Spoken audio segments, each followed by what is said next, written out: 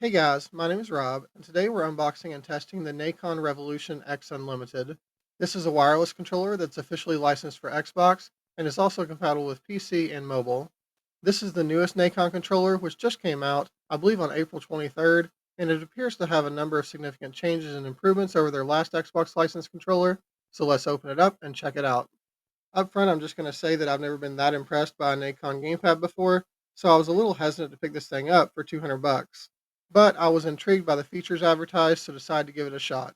In the box, we have a large carrying case that apparently contains all of the accessories, and under that, we have some paperwork. There's a 1 month Game Pass Ultimate card,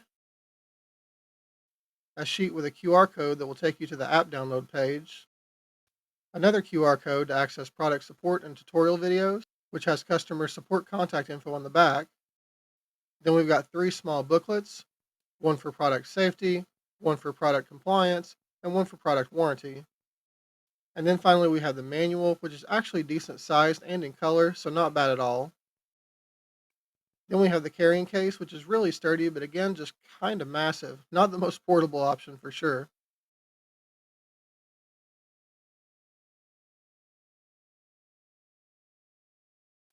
Inside, we have a nice presentation with the branded cloth. Up top is the USB cable, and this is a pretty thick braided USB-A to USB-C cable, and I believe it's a 10-foot cable. Under the cloth, we have the gamepad. We're going to set that aside and save it for last. And under the gamepad, we've got the charging dock. It's got this rubber cover on it to protect the controller. The USB-C port is at the back here, and I'm kind of surprised that didn't go to a pass-through port in the case to plug this in, similar to how the Xbox Elite Series 2 case is made. Then we have a plastic accessory case. There are several items here. First, these weights, which you can fit in the controller grips to change the weight of the device. Then there are different size thumbstick rings, which you can install to basically modify the travel distance of the sticks. Two sets of alternate thumbstick caps, and these large ones at least are clearly going to affect the height of the sticks. And then we also have an alternate D-pad option. Lastly, under the accessories box, we have the 2.4 gigahertz dongle, and it actually has a cap on it, which honestly you don't see very often, so that's a nice touch. It has a pairing button and also an indicator light, and the charging base does have a port to plug in the dongle, so you can plug the dongle into the charger and the charger into the PC or Xbox for wireless connectivity. Then finally, we have the controller. First impressions, the controller has a pretty clean look other than the LCD screen. We have rubberized grips, and the non-rubberized shell has that soft touch feel, so it feels really good. And then I've just got to say this up front, this controller feels large, which I'm definitely not complaining about. As far as features, we do have mechanical face buttons, and they feel really good. They have a very short travel distance and a light press. I don't see it listed anywhere, but they actually feel like optical microswitch buttons to me, but Nacon doesn't state that, so maybe not.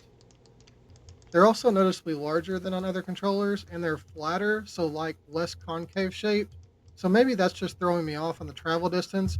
Regardless, they feel great. We also have a mechanical D-pad, and it's the 8-way floating style that's become very common. Overall, it feels good, and I kind of like the design of this D-pad.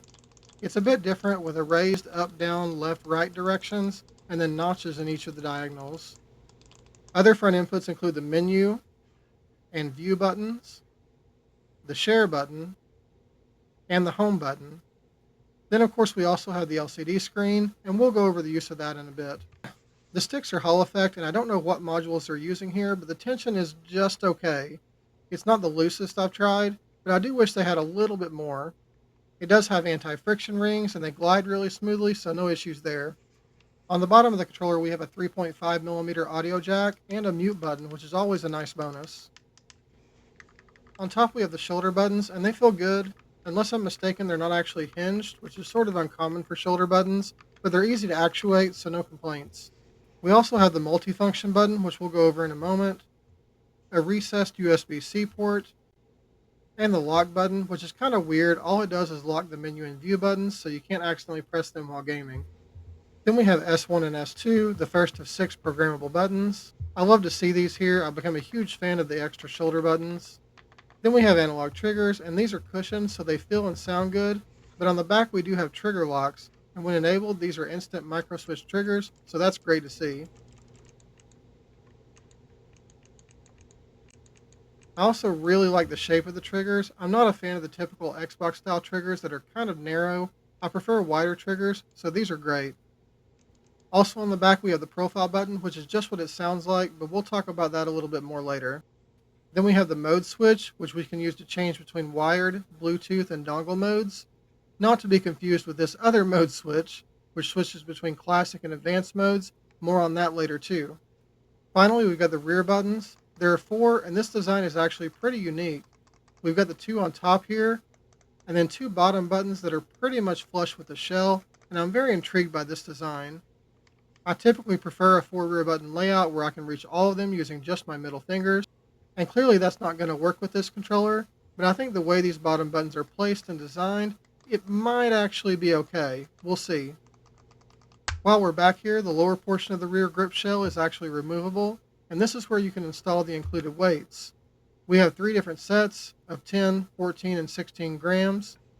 I prefer a heavier controller, so I'm going to go ahead and install the 16-gram weights. While we're looking at accessories, we'll also install the other D-pad option.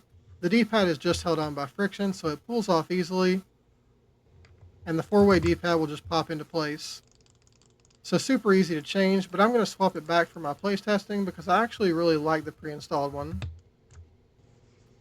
Then we have the stick heads, which also just pop off. We have two alternate sets. These are basically the same size as the standard ones, but are concave and have a ton of grip. I prefer short concave sticks on the left, so I'm going to pop this one on and test it out this way. Then we have a taller set, which are fine, but they're also concave and have less grip, so wouldn't be my preference for a right stick. So instead, I'm going to leave the standard one on and add a mid-rise control freak.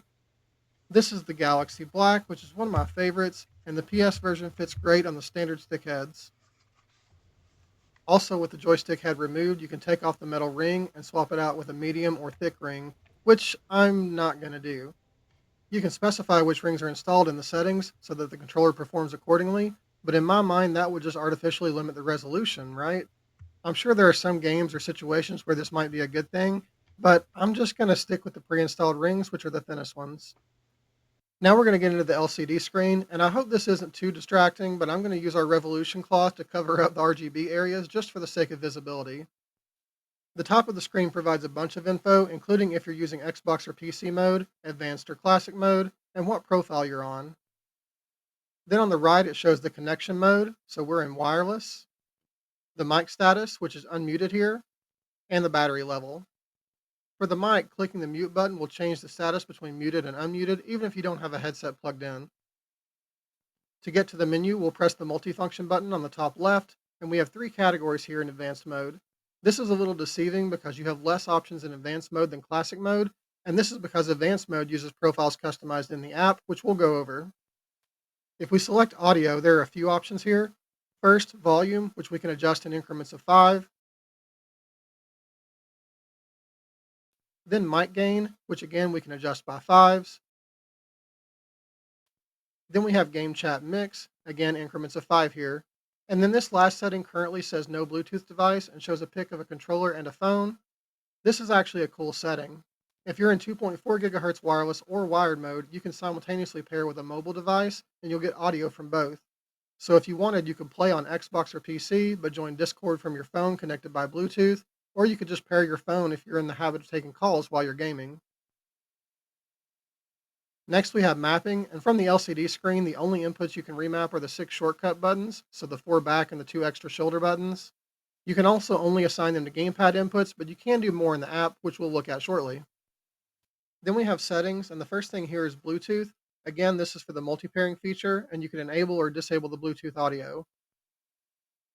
Then we have pairing, so right now it shows us dongle and Bluetooth as available options. And lastly, battery saving. There are a few options here. You can turn on eco mode, which dims everything except for the home button for some reason. Then you can set the auto off timer. You can set the timer to dim the screen and RGB ring, and you can adjust the brightness. Again, this applies to the LCD screen and RGB ring, but not the home button, which is why we're using a cloth to reduce glare right now. That's everything that shows up in advanced mode for Xbox. If you short press the multifunction button, it exits the menu. But also, if you hold the multifunction button for 3 seconds, it will change the gamepad to PC mode, and you'll see the symbol in the top left of the screen change to reflect that. You'll also see a new symbol for gyro, which is one additional setting for PC that we don't have on Xbox. In the menu, you can enable or disable gyro for the profile you're on. All of the other settings in PC mode are the same as those in Xbox mode. On the back, if you press the profile button, the gamepad cycles through profiles, and these are specific to the mode you're in. So in advanced mode, you have 4 PC profiles and 4 Xbox profiles. Now, if we change the switch on the back from advanced to classic, we get a few more options. Specifically, we now have a tab for joysticks. If we go in here, we have left and right joysticks. For each, we can change the response curve, and there are several preset options here. We can change the dead zone of each stick. And to be clear, this is specific to the profile you're on and the platform mode you're in. So you have the same options in Xbox mode, and the profiles are independent from the PC mode. We also have a special tab, and here you can enable Shooter Pro mode, Sensitivity Plus mode, and you can reverse the Y-axis. These joystick settings show up in classic mode because this mode is meant to be used independently from the app, but all these options can be set for advanced mode profiles as well by using the app. This is the Revolution X Unlimited app, and it looks exactly the same on Xbox and PC. When I first tried the app, which was a day or two after the controller launched, I couldn't get it to work on my Xbox. It just wouldn't recognize the controller at all, but as of now, I have no issues with it. You do have to set it up as described on the screen here, so wired mode, advanced mode, and Xbox mode, and this is whether you're on Xbox or PC using it. Once connected, you get this screen where you can set up the Xbox or PC advanced mode profiles. You also have the battery saver tab, which has the same options as those on the LCD display menu, and all of these settings are universal no matter what mode or profile you're in. There's also an update section here, but you apparently can't click on this unless there's actually an update available. I will say when I first connected it, it did automatically prompt me to do the update, and also that update took forever, like 15 minutes probably. If you go into Xbox or PC mode, you can see what profiles you have assigned to each slot, and it shows you an overview of the settings for that profile. I've set up a couple of test profiles for PC and put them in slots 1 and 2, and if you go over to my library, you can see the other profiles available. So here are the other 2 default ones that were assigned. So if you unassign a profile, it doesn't go away unless you specifically delete it, so you can always reassign it at any time. If you click on one of the profiles, it takes you to the customization menu, and the first tab is for mapping. It shows you the front and back of the controller, and as you can see, unlike setting the classic profiles on the LCD screen, here you can reassign just about every input on the controller. That said, the standard input buttons can only be assigned to other gamepad inputs, but the S buttons can be assigned to keyboard inputs, which is awesome. This is a bit more limited than on most gamepads with this option. There are no F keys, no mouse inputs, etc., but I'm still very glad to see this feature. The next 2 tabs are for the sticks, since the left and right have separate pages, and the very first option at the top is to select the shaft size. So again, if you do change out the thumbstick ring, you can select which one you're using here, which will presumably affect the linearity of the stick. You can also select the response curve here, and there are several preset options, as well as a custom mode that you can edit to your own preferences. You can hit A to customize, and then adjust the response curve by changing these points. You can also select special at the bottom, and this has those same options we saw on the screen, as well as the option to swap the left and right stick, and you can set the D-pad to 4 or 8 way. If I turn off Shooter Pro mode and go back, you'll see the dead zone setting is no longer grayed out, so essentially that mode auto-enables 0 dead zone. You have the same options for the right stick, and again here you'll see the dead zone is set to 0 but grayed out, but if I turn off Shooter Pro mode and go back, the dead zone is now adjustable.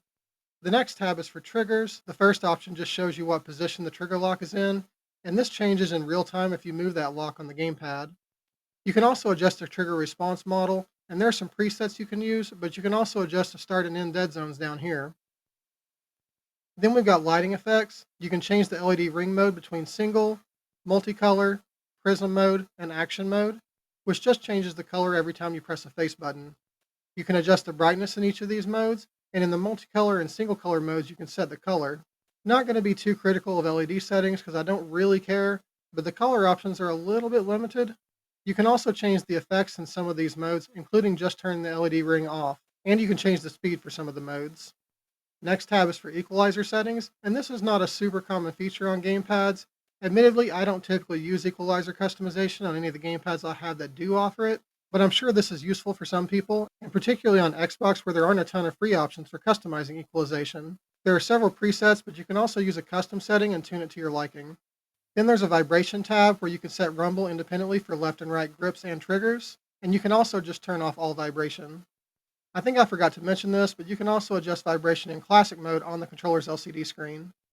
Lastly, we have a gyro tab, and this has two different configurations to choose from, and you can also edit each of those configurations.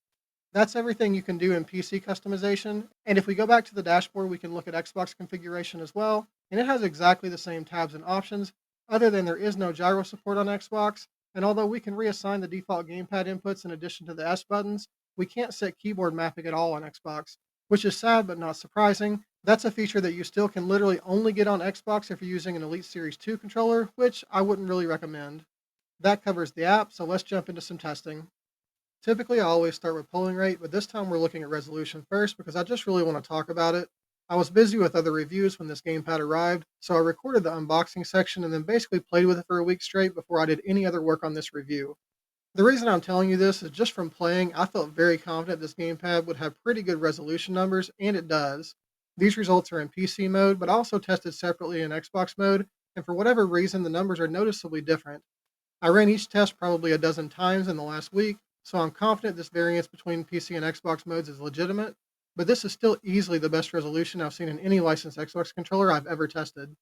As far as polling rates go, the results were exactly as advertised, so right at 1000 Hz in PC wired mode, 500 Hz in PC wireless mode, and 250 Hz in Xbox mode, both wired and wireless. Then in Gamepad Tester, you can see that the sticks are returning to a consistent resting point of 0.00002, and this is with zero dead zone. It 1000% feels like zero dead zone, and I've tested it in multiple modes. I actually changed from advanced to classic mode while recording this test, just to make sure the dead zones were set to zero in the onboard settings, and I switched between PC and Xbox mode during the test, which you can see as the controller name changes up top. I know people will say, well, that's what HE sticks should do, but they don't. It's rare you get any stick modules that are this consistent with zero dead zones. The circularity is also spot on, but that part I absolutely would expect with HE sticks. There is a tiny bit of outer dead zone, but it's minimal enough that it's very hard to notice in testing here, and not at all noticeable to me in game. So, conclusions.